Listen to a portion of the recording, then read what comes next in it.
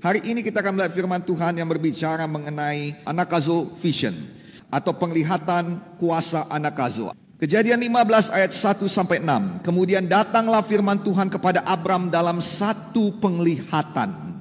Kembali lagi saudara, firman Tuhan ini harus dilihat. Firman Tuhan bisa datang pada saudara melalui penglihatan. Firman Tuhan bisa menjadi visi bagi saudara. Hari ini saya berdoa firman Tuhan yang saya ucapkan ini akan muncul di depan mata rohani saudara menjadi satu penglihatan. Karena ini adalah satu hal yang luar biasa. Dengar baik-baik firman Tuhan. Dikatakan jangan takut Abraham, jangan takut Abram. Akulah perisaimu, akulah pelindungmu, akulah penjagamu. Upahmu akan sangat besar. Kata upah di sini dari bahasa aslinya diambil daripada kata berkat atau kata kompensasi dari suatu kontrak. Itu artinya. Jadi saudara, kita mempunyai kontrak dengan Tuhan. Kita mempunyai janji dengan Tuhan. Dan Tuhan ingat janjinya kepada kita. Dan dia berkata jangan takut. Mengapa jangan takut? Karena pada saat ini Abraham baru saja menghadapi peperangan. Abraham baru saja memberikan persembahannya kepada Tuhan. Dan dia tidak melihat adanya kegenapan janji Tuhan. Dan hal-hal yang demikian selalu membuat kita bertanya-tanya. Apakah pekerjaanku sia-sia? Apakah peperangan yang kulalui ini sia-sia? Demikian pemikiran Abram. Dia sudah memberikan persepuluhannya kepada Tuhan, tetapi dia belum mendapat janji Tuhan. Dia berpikir bahwa semuanya mungkin sia-sia. Nah, saudara yang kasih dalam nama Yesus, Abraham sudah capek, Abraham sudah letih, dan dia berkata satu jawaban yang gak nyambung. Ya Tuhan Allah, apakah yang kau berikan lagi kepadaku? Karena aku akan meninggal, matinya aku ini, dan tidak mempunyai anak. Dan semua hartaku, semua yang kau berikan ini sia-sia. Karena yang mewarisinya adalah Eliezer hambaku, yang bukan orangku, tapi orang Damsyik itu. Kemudian Abraham berkata lagi, engkau yang salah ya Tuhan. Ini semua tanggung jawabmu. Ini semua karena engkau. Lihatlah, seorang seperti Abraham ini, dia sudah memiliki semuanya. Tetapi dia tidak berbicara sesuatu yang memotivasi dirinya. Dia berkata, aku akan mati, aku akan mati, aku akan mati. Orang-orang yang stres pasti berbicara, aku gak sanggup lagi, aku akan mati. Tetapi datanglah firman Tuhan kepadanya.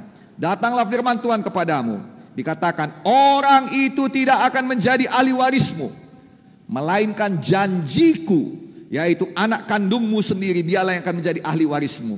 Saudara, hidup ini tidak seperti pikiranmu. Tuhan punya sesuatu yang baik. Dan kalau Tuhan berjanji padamu, Tuhan janjikan kepadamu bisnis yang baik, Tuhan janjikan masa depan yang cerah, Tuhan janjikan pelayanan yang berkemenangan, Tuhan janjikan padamu hidup yang baik, Tuhan janjikan pasangan yang baik, maka Tuhan tidak lupa janjinya. Nah, dengarkan saudara, ayat 5 berkata, lalu Tuhan membawa Abram keluar serta berfirman. Lalu Tuhan membawa Abram keluar serta berfirman, coba lihat, keluar untuk mempunyai visi yang baru. Keluar di tengah-tengah kegelapan malam.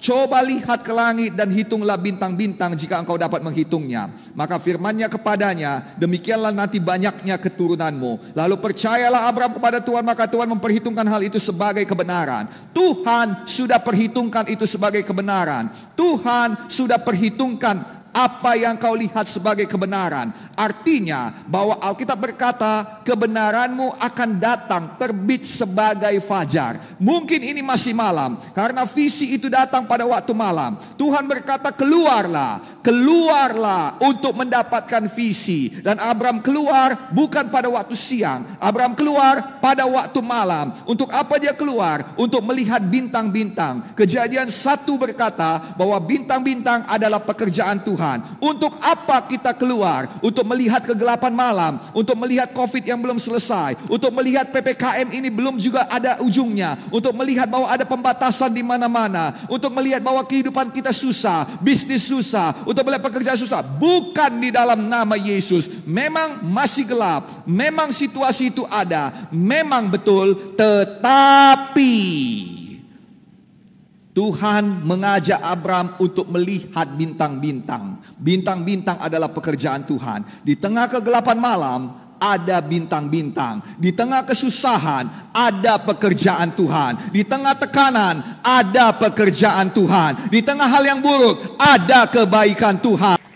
Saudara yang kasih dalam nama Tuhan Yesus Kristus, Alkitab berkata Tuhan membawa Abram keluar. Tapi Abram punya pilihan, mau keluar atau tidak. Saudara, ada bagian kita. Tuhan mau membawa kita, tapi bagian kita harus kita laksanakan. Ini adalah kunci kemenangan kita pada saat kita ada dalam situasi seperti ini. Tuhan mau bawa kita keluar untuk visi yang baru daripadanya. Tapi sebelum kita mendapatkan visi itu, apa yang mau dibawakan Tuhan itu, maka kita harus mempunyai kunci ini. Dan kunci ini sangat mudah diingat. Tetapi kunci ini disebut dengan BPK. Dan semua orang tahu, tapi bukan maksud saya babi panggang karo, bukan. Tetapi BPK bergerak, pergi, keluar. Sama-sama kita katakan bergerak, pergi, keluar. Sekali lagi sama-sama 1, 2, 3 ya. Bergerak, pergi, keluar. Haleluya. Nah saudara, dalam mencapai tanah perjanjian kita harus bergerak. Dalam mencapai janji Tuhan kita harus bergerak. Kalau Abraham tidak bergerak keluar, maka dia tidak mendapat visi dari Tuhan. Kalau orang Israel tidak bergerak untuk berperang, maka tidak akan sampai kepada tanah perjanjian. Dia akan ada di tanah itu, dan tanah itu memang cukup baik, tetapi bukan janji Tuhan. Sekarang ini ada yang bisnisnya cukup baik. Sekarang ini ada yang hidupnya cukup baik. Sekarang ini ada yang keuangannya cukup baik. Rumah tangganya cukup baik. Harapan-harapannya cukup baik. Tetapi itu belum dan bukan janji Tuhan. Tuhan mau saudara bergerak. Tuhan mau saudara pergi. Tuhan mau saudara keluar. Dan saudara, dalam Ulangan 1 ayat 6 sampai 8 dikatakan Tuhan Allah kita telah berfirman kepada kita di Horeb demikian. Telah cukup lama kamu tinggal di gunung ini. Bukan di bukit tetapi di gunung. Sudah di atas. Kedudukannya sudah tinggi. Sudah ada berkat. Tetapi Tuhan berkata ini belum apa-apa. Tuhan mau berikan yang terbaik kepadamu. Dan dikatakan majulah. Pergilah, berangkatlah ke pegunungan orang Amori, kepada semua tetangga mereka di Araba Yordan, di pegunungan daerah bukit. Nah saudara, engkau tinggal di gunung, tapi Tuhan mau memberikan pegunungan. Pegunungan artinya banyak gunung. Engkau tinggal di satu tempat yang tinggi, tapi Tuhan mau memberikan banyak tempat tinggi kepadamu. Engkau tinggal di satu berkat yang kau katakan sudah cukup. Haleluya Jehovah Jireh. Tapi Tuhan mau memberikan lebih banyak lagi berkat kepadamu. Tuhan mempunyai berkat yang luar biasa kepadamu. Jangan berhenti di tempatmu sekarang. Mari kita bergerak. Mari kita pergi. Mari kita semuanya keluar. Haleluya. Saudara, kata keluar ini memang berkali-kali dituliskan di Alkitab. Bahkan ketika Tuhan Yesus mau berangkat ke sorga, naik ke sorga, dan kemudian dia berkata kepada murid-muridnya, pergilah. Pergilah. Nah saudara, dikatakan dalam Matius 28 ayat 18 sampai 20, Yesus mendekati mereka dan berkata kepada aku telah diberikan segala kuasa di sorga dan di bumi. Ada kuasa yang menyertai kita karena Yesus menyertai kita. Tetapi syaratnya apa? Karena itu pergilah, jadikan semua bangsa muridku dan baptiskanlah mereka dalam nama Bapa, Anak dan Roh Kudus. Ajarlah kepada mereka untuk melakukan segala sesuatu apa yang kuperintahkan padamu, dan ketahuilah aku menyertai kamu senantiasa sampai akhir zaman. Dikatakan di situ saudara, Tuhan Yesus menyertai kita, dan Tuhan yang menyertai kita ini adalah Tuhan yang memiliki segala kuasa. Artinya kuasa yang ada di seluruh dunia ini ada pada Yesus. Kuasa yang ada di sorga ada pada Yesus. Semua kuasa ada pada Yesus, dan Yesus yang berkuasa itu menyertai kita. Dan kalau kita bersama-sama dengan pribadi yang berkuasa, kita turut berkuasa. Buku Mazmur berkata kita memerintah bersama-sama dengan Tuhan. Tetapi syaratnya satu, pergilah, pergilah, pergilah. Jadi saudara, kita harus pergi. Kita harus pergi meninggalkan yang negatif. Kita harus pergi, kita harus keluar untuk sesuatu yang positif. Sayang, gereja Tuhan tidak dapat ditutup. Mungkin mereka menutup pintu gerbangnya. COVID-19 menutup pintu gerbang kita. Tetapi sebenarnya Tuhan membukakan pintu-pintu yang lain. Maka dengan ini saudara harus tahu, kita harus tahu saudara, bahwa Tuhan selalu berkata, pergilah, pergilah, ada jalan. Satu ketika dalam Lukas pasal 14, Lukas pasal 14 dikatakan seorang raja mengadakan jamuan makan dan dia mengundang teman-temannya. Dan teman-temannya semua secara serentak tidak mau datang. Dengan berbagai alasan mereka tidak mau datang. Ayat 21 berkata, kembalilah hamba itu dan menyampaikan semuanya kepada tuannya. Lalu murkalah tuan rumah itu dan berkata kepada hambanya. Nah saudara, rencananya gagal. Berkat yang disediakannya, makanan yang disediakannya bagi teman-temannya tidak diterima oleh mereka.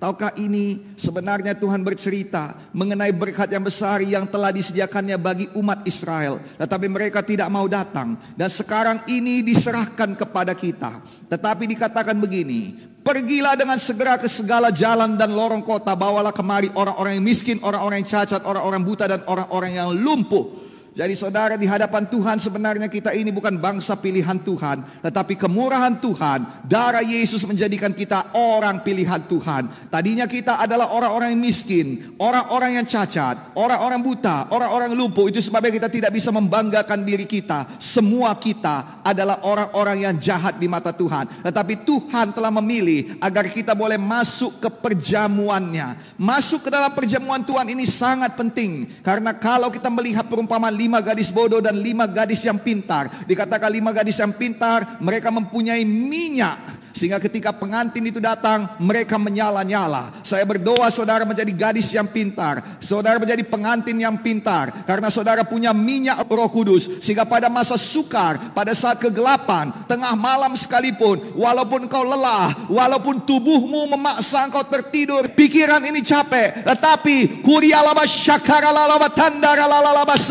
ada minyak Roh Kudus di dalam saya. Ada minyak Roh Kudus di Gereja Kemenangan Iman Indonesia. Ada minyak Roh Kudus pada pemimpin sektor. Ada minyak Roh Kudus pada pemimpin kelompok sel. Ada minyak Roh Kudus pada Armor Bearer Team. Dan kita tetap menyala. Tetap menyala melewati kegelapan malam. Tetap menyala dalam penantian kita kepada janji Tuhan. Tetap menyala menanti kedatangan daripada Tuhan Yesus. Saudara, tidak ada yang bisa memadamkan api itu. Selama minyak itu masih ada, api akan tetap menyala. Saya berdoa pada masa seperti ini, semakin sering kita penuh Roh Kudus, semakin banyak kita berkata-kata dalam bahasa roh, sehingga apapun yang jadi tidak memadamkan api Tuhan. Dalam nama Yesus, menyalalah, menyalalah, menyalalah di dalam nama Yesus. Kemudian hamba itu melaporkan, ayat 22 Lukas 14, Tuhan, apa yang Tuhan perintahkan itu sudah dilaksanakan, tetapi sekalipun demikian masih ada tempat, masih ada tempat, masih ada tempat, masih ada tempat. Dan dikatakan Tuhan itu, pergilah ke semua jalan dan lintasan dan paksalah orang-orang yang ada di situ masuk karena rumahku harus penuh. Kata paksa di sini adalah anakazo. Anakazo artinya kuasa untuk memaksakan sesuatu. Saudara, bukan memaksakan kehendak kita, tetapi memaksakan kehendak Tuhan yang rumahnya harus penuh. Ini sudah kita ketahui saudara sejak dahulu. Saya bawakan kepada kita. Dan gereja kita meningkat 2 kali lipat. Kelompok sel meningkat 2 kali lipat. Semuanya saudara luar biasa. Tetapi kemudian saudara datanglah seperti corona ini. Kelompok sel saudara juga ada yang harus dihentikan. Banyak yang harus berhenti. Saudara kasih dalam nama Tuhan Yesus Kristus. Tetapi kemudian kita harus bergerak. Kita tidak bisa begini terus. Saudara, kita harus mempunyai satu program. Dan ini namanya saudara Anakazo Online. Nah, kuasa untuk memaksakan kebenaran. Memaksakan sesuatu kepada seseorang. Dan yang kita paksakan bukan kehendak kita, tetapi itu adalah kehendak Tuhan. Sama seperti seorang ibu, dia memaksakan kepada anaknya untuk makan sayur. Anaknya mungkin tidak suka, tetapi sayur itu baik bagi anaknya itu. Seorang ibu memaksakan kepada anaknya untuk bangun pagi, untuk mencuci dirinya, mandi, cuci tangan, untuk mendisiplin dirinya. Itulah dia anakazo. Anakazo adalah untuk memaksakan gereja Tuhan ini tetap bergerak, untuk memaksakan gereja Tuhan ini tetap memenangkan jiwa, untuk memaksakan diri saudara tetap pada jalur yang benar, untuk mendisiplin diri saudara. Anakazo adalah kuasa yang diberikan Tuhan supaya saudara bisa membawa orang-orang, termasuk di dalamnya diri saudara, masuk ke dalam pesta yang sedang dibuat Tuhan. Jangan sampai pintu tertutup. Saya berdoa supaya sekali lagi kita melaksanakan Anakazo ini, bukan Anakazo seperti yang dahulu. Karena sekarang ini saudara, ketika kita bertemu dengan orang-orang merasa risih ketika kita bicara dengan dia. Orang-orang merasa risih ketika kita mau berdoa bagi mereka, apalagi meletakkan tangan atas mereka. Orang-orang merasa risih, tapi ada satu cara di mana kita bisa melakukannya secara online dan orang-orang bisa diberkati oleh Tuhan. Nah saudara, ini kuasa untuk melaksanakan kebenaran firman Tuhan, memaksakan kebenaran firman Tuhan kepada orang-orang, kepada teman-teman kita. Kita tidak tahu siapa yang ada di luar sana, kita tidak tahu apa kebutuhannya. Dan dengan ini Gereja Kemenangan Iman Indonesia meluncurkan satu program baru dengan nama Anakazo Online. Dan saya minta kepada semua kita untuk mengikutinya. Karena saya tahu seperti yang dikatakan daripada data-data ini, rata-rata terutama anak-anak muda, semua kita punya sosial media, semua kita adalah pengguna internet, dan semua kita punya handphone. Sekarang ini jarang sekali melihat orang yang tidak pakai handphone. Dompet bisa ketinggalan di rumah, bahkan Alkitab juga bisa ketinggalan di rumah. Tapi kalau handphone ketinggalan di rumah, sedikit sekali orang yang bisa tahan hidup 5 menit di jalanan sana tanpa handphone. Rata-rata saudara pegang handphone. Kalaupun dia berhenti di lampu merah, dia buka handphone. Kalaupun apapun yang terjadi saudara, dia buka handphone. Semua, bahkan pembayaran, transfer, segala sesuatu, sekarang semuanya pakai handphone. Maka sekarang ini Tuhan bermurah hati bahwa gereja boleh dibawa kemana-mana. Bahwa gereja ini saudara, firman Tuhan ini ada di mana-mana. Kita dari Gereja Kemenangan Iman Indonesia sudah komit bahwa kita akan menyerbu dunia online dengan segala sosial media yang kita punyai. Itu sebabnya saya ajak saudara untuk boleh Anakazo Online kepada semua teman-teman kita yang ada di sosial media kita, di grup-grup WhatsApp kita, di Facebook kita, di grup-grup Facebook kita, di Telegram kita, di Instagram kita. Dikatakan saudara bahwa kita perlu Anakazo Online. Beberapa saudara dikatakan Anakazo Online gunanya ialah, nomor 1 ialah dikatakan untuk menghambat konten-konten negatif yang ada di internet. Saudara, kita perlu menang di dunia maya ini. Gereja perlu menang, kebenaran perlu menang. Kita perlu memaksakan kebenaran. Nah saudara kasih dalam nama Tuhan Yesus Kristus, dikatakan seperti yang kita pelajari dahulu saudara, bahwa dikatakan saudara, kita perlu menyerbu dalam Matius pasal 11. Matius pasal 11 ayatnya yang ke-12. Sejak tampilnya Yohanes Pembaptis hingga sekarang, kerajaan sorga diserong. Dikatakan saudara dalam bahasa lainnya diserbu, dan orang yang menyerbunya mencoba menguasainya. Nah saudara, ini ada satu kata di sini menyerbu, yaitu biazo. Saudara sudah tahu kata-kata ini, kita sudah pernah diajari. Menyerbu, kita tidak tunggu tetapi kita maju, kita ambil alih, kita ambil bola, kita jemput bola. Nah, saudara kasih dalam nama Tuhan Yesus Kristus, ini penting sekali dalam program kita ini. Karena kita tahu Anakazo ini mempunyai 2 kualitas, yaitu biazo dan juga anaideia. Anaideia, ya saudara, anaideia.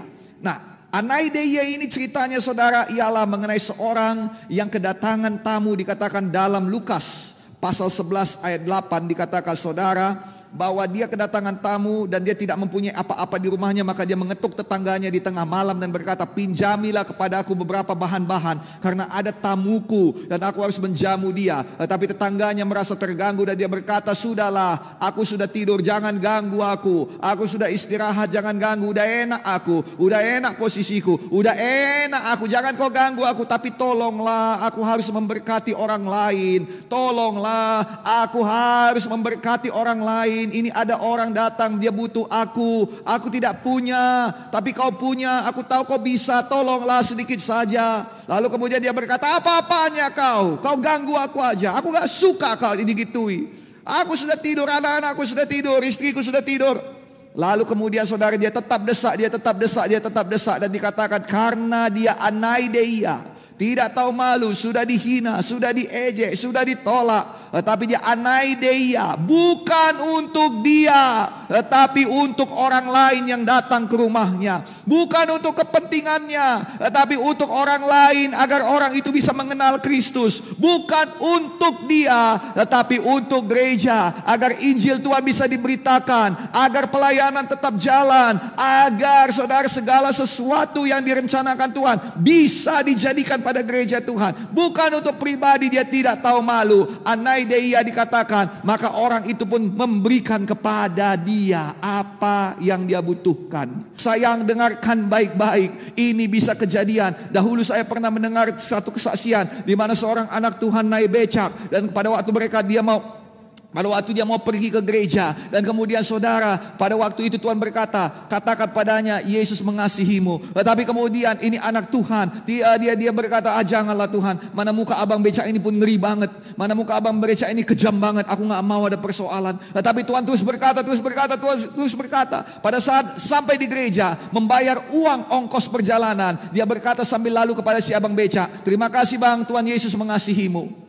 Lalu dia pergi, tapi si abang becak mengejar dia, dan dia berkata, bang mohon maaf, apa yang abang bilang tadi? Dan dia berkata pada Tuhan, nah kan betul ku bilang Tuhan, ada persoalan. Gak apa-apa bang, enggak, aku dengar tadi ada bang bilang, selain terima kasih apa? Dan orang itu berkata, gak ada apa-apa bang, gak ada apa-apa. Dia berpikir, mana tahu ini bukan agama Kristen lagi, udah ku bilang kayak gitu jadi masalah sama aku, susah udah sekarang, itulah Tuhan, ini gara-gara engkau. Tapi abang beca itu berkata, tolong dikatakan sekali lagi pada aku perlu mendengarnya. Lalu dia berkata, gak ada apa-apa bang, aku cuma bilang karena aku orang Kristen, diantar ke gereja, aku pelayan Tuhan, maka aku cuma bilang Tuhan Yesus mengasihimu. Aku gak sengaja bilangnya bang, kami biasa berkata kayak gitu satu dengan yang lainnya. Maka tiba-tiba saudara abang beca ini menangis. Dan dia berkata, mari sini bang. Dia bawa ke belakang becaknya, dia buka bagasi becaknya, dia tunjukkan di situ ada cairan pembunuh hama. Nah, saudara, dia katakan, aku udah berkata pagi ini, kalau tidak ada orang yang mengatakan bahwa dia mengasihiku, atau tidak ada kabar yang mengatakan bahwa ada orang yang mengasihiku, maka nanti malam aku akan habisi ini dan aku akan habisi hidupku. Tapi karena abang mengatakannya, maka abang baru saja menyelamatkan aku. Abang becak itu tidak jadi melanjutkan perjalanannya, dia ikut ibadah, dia diselamatkan. Nah saudara, sampai hari ini pun dia ada di GKI saya rasa, menjadi hamba Tuhan. Nah saudara kasih dalam nama Tuhan Yesus Kristus, saudara tidak tahu siapa yang menerima berita saudara, tapi Tuhan sudah merancangnya sedemikian rupa sehingga berita itu tidak jatuh ke tangan yang salah. Hal yang perlu kau lakukan ialah anakazo, mengatakannya, jangan malu, anaideia, menyerbu, biazo. Saya ajak saudara, kita akan masuk dalam program anakazo online ini dengan sungguh-sungguh. Kiranya account saudara tidak hanya menyuarakan pikiran saudara, tapi juga menyuarakan pikiran Tuhan. Kiranya account sosial media saudara tidak hanya menyuarakan pendapat saudara, tapi juga pendapat Tuhan. Kiranya akun-akun sosial media saudara tidak hanya menyuarakan atau menunjukkan bahagianya hidup keluarga saudara, tapi menunjukkan bahwa ada Tuhan di dalam keluarga saudara juga. Kiranya akun-akun sosial media saudara tidak hanya menunjukkan segala sesuatu mengenai aku, tetapi menunjukkan ada Tuhan dalam hidup saudara. Menunjukkan aku dengan Tuhan, menunjukkan aku dengan pelayananku kepada Tuhan. Karena saudara tidak pernah tahu siapa yang melihat. Bagaimana kalau saudara tambahkan pada postingan berikutnya sesuatu yang bisa menyentuh kedalaman roh mereka dan menghidupkan roh mereka, mengubahkan seluruh kehidupan mereka, yaitu firman Tuhan yang berkuasa. Kita komit untuk membawakan doa, kita komit untuk membawakan saudara firman Tuhan, kita komit untuk melakukannya. Satu pekerjaan yang besar yang tentunya akan menyita banyak sumber daya kita, tetapi kita tidak boleh kalah. Pintu alam maut sekalipun tidak bisa mengalahkan gereja Tuhan. Bagian kita sederhana, hanya repost saja. Kami menyediakan kontennya bagi saudara. Kalau saudara sanggup, sediakan konten saudara. Kalau saudara sanggup, buat firman Tuhan. Buat kata-kata motivasi saudara. Dan buat doa saudara. Saudara, kami akan lebih daripada berkata terima kasih kepada Tuhan dan terima kasih kepada saudara. Mari sama-sama, saudara dengar firman Tuhan ini. Saudara mempunyai sesuatu di hati saudara. Dan mulai saudara rekap. Kita tidak perlu peralatan yang mahal. Tetapi kita perlu pesan yang abadi. Kita bukan perlu saudara satu keindahan luar biasa dengan profesionalisme tinggi, tidak. Tapi kita perlu satu pesan yang menyentuh hingga sampai kedalaman hati dan juga kedalaman roh seseorang, yang membawakan pesan ilahi padanya. Saya berdoa supaya kiranya Anagkazo online ini betul-betul diberkati Tuhan. Supaya kita semuanya biazo dunia maya, kita menyerbu dan kiranya Tuhan berikan kemenangan dalam nama Yesus. Jadilah itu bagi kita semuanya. Saya berdoa supaya kita melakukannya diberkati oleh Tuhan. Jadilah dan jadilah untuk kemuliaan Tuhan. Boleh kita berikan tepuk tangan bagi Tuhan Yesus. Haleluya.